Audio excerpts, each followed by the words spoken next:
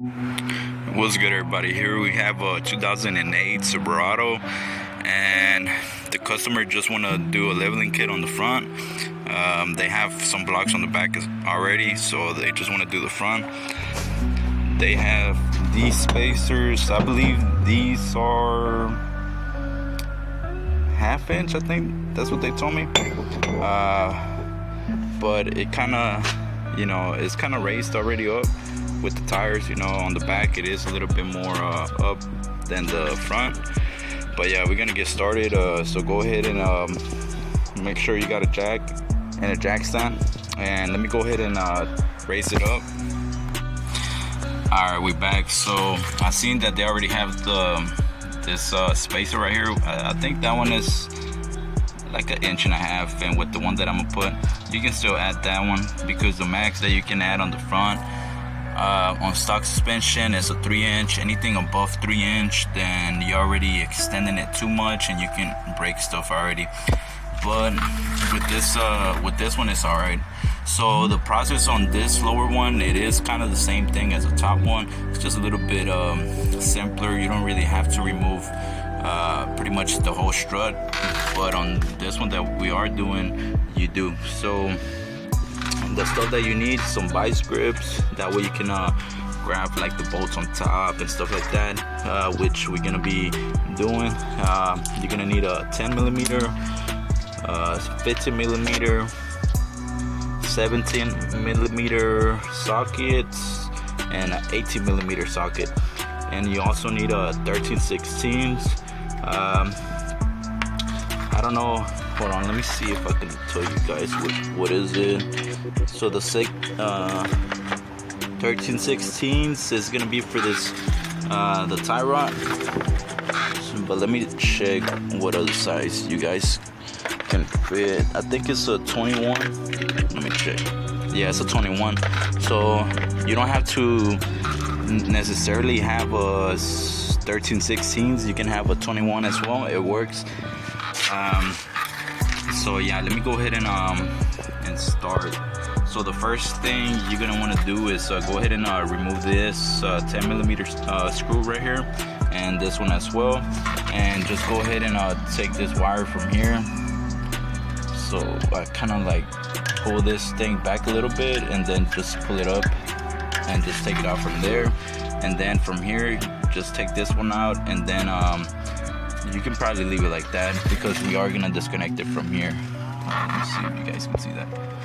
Yeah, so you take it out from here and just push this right here, and then pull the other side. It's kind of hard for me to do it with one hand, but I'm gonna go ahead and do that right now. So like I said, go ahead and take this one out, and take this one out because of the brake line, that way we don't extend it too much. And go ahead and take out this tie rod. So I'm gonna go ahead and do that. I'm gonna loosen it up and tell you guys how to remove it. I'll be right back. Okay, so I already loosened that this nut right here. So there's two ways to remove this one. You either hit it right here, a couple of good hits. Let me see if I can remove it like that. Okay, so as you guys see, hold on, let me show you. It came loose, and if that don't work, just go ahead and hit it from the bottom, but make sure the threads are lined up with this nut right here, and then go ahead and hit it like one good time, that way you don't mess up anything. So yeah, just like that. And I usually take this off, so I can be able to move this and all that. And like I always tell you guys, I don't like struggling. So you can go ahead and leave that one in here. And I did forget that you need a hammer, so as you see, you do need a hammer.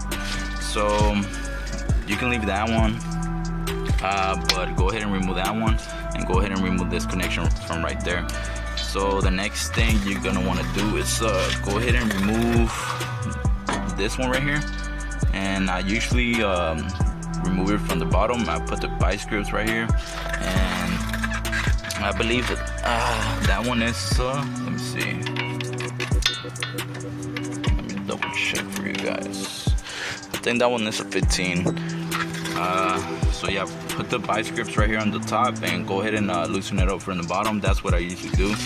And then after that, go ahead and remove these, or just loosen them up. Go ahead and remove the nuts.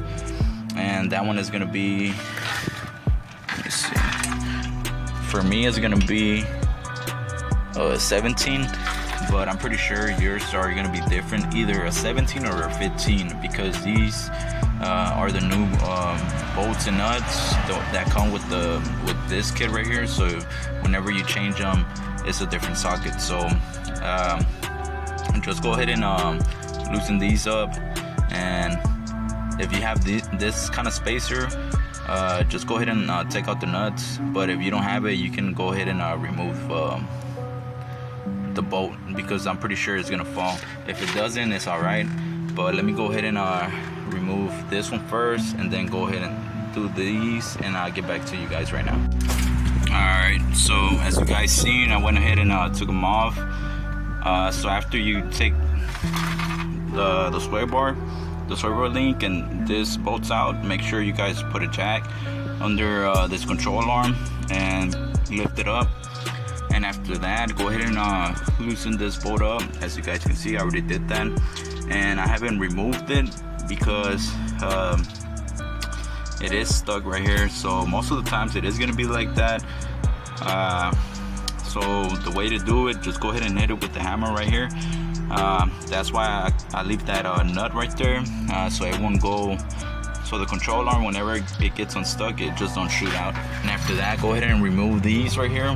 So those are gonna be 3 bolts, and these, you can reach them just like that. Those 3 bolts, I went ahead and loosened them up. So one way to get to those, you know, I usually get them through here, but I can also get them through the hood, which is a little bit more easier. That's if you got extensions, and which I ain't really wanted to do. I would just want to hit it and do it through here. It's not that hard either. So go ahead and remove those 3 bolts, 3 nuts, and these you can remove all the way, because it's not gonna go down. Because right now we're pushing it up with the jack, and that's the main thing that we want to be able to push everything up. That way it just don't fall whenever we're gonna loosen that control arm.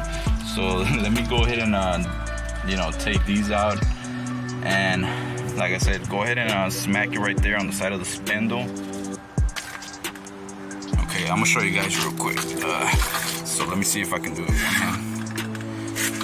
Hopefully I don't hit myself, but go ahead and smack it right here. Kind of don't like hitting it too much, but it don't really matter though. Let me see.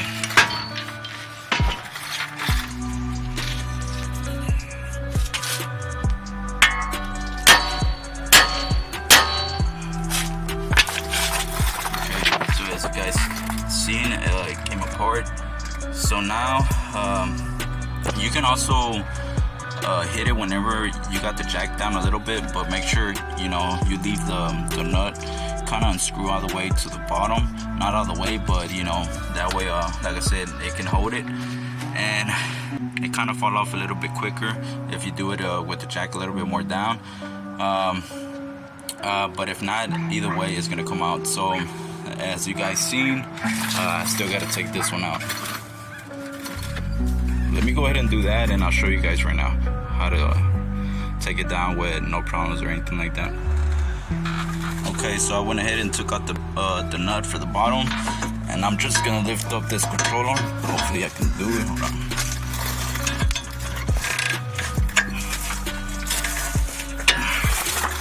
Let me just lower it down a little bit.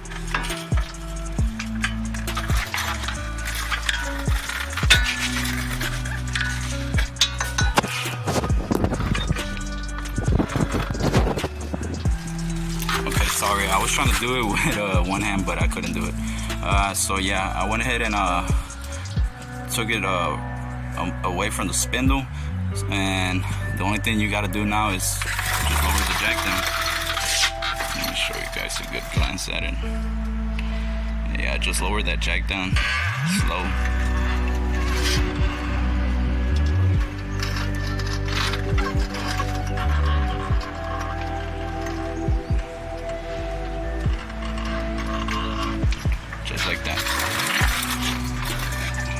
and this line may seem that it has a lot of tension, but it's not really flexing too much, you know, because you can still move this, and that's all we need, pretty much, you know, that little clearance. And especially if you don't have this spacer, you don't even have to lower it down that much either. So yeah, I'm just gonna go ahead and remove that, remove the strut and go ahead and install the other spacer. And yeah, that's about it, man. Now you guys know how to do it. And they do have some spacers, just to let you guys know. I think like the bigger spacers than this one right here, they do have just like this one, but you're gonna have to put some nuts on top of it, and that way it can, you know, stay in place and stuff. But like I said, that's for the ones, I believe it's a 2-inch, and then after that is a 3-inch. So yeah, pretty much that's gonna, you know, hold it in place, and that's the only difference from this one to the other one. But yeah, man, to put everything back, just go ahead and do the same thing, reverse. And yeah, if you guys have any questions or anything like that, man, just go ahead and leave a comment. I do read all the comments, so, you know, just go ahead and leave a comment. And make sure to like the video, and if you haven't subscribed, make sure to hit that subscribe button and turn on notifications. But yeah, man, I kind of, you know, do it the easiest way as possible, so you guys won't struggle, or, you know, or you guys can even do it at home.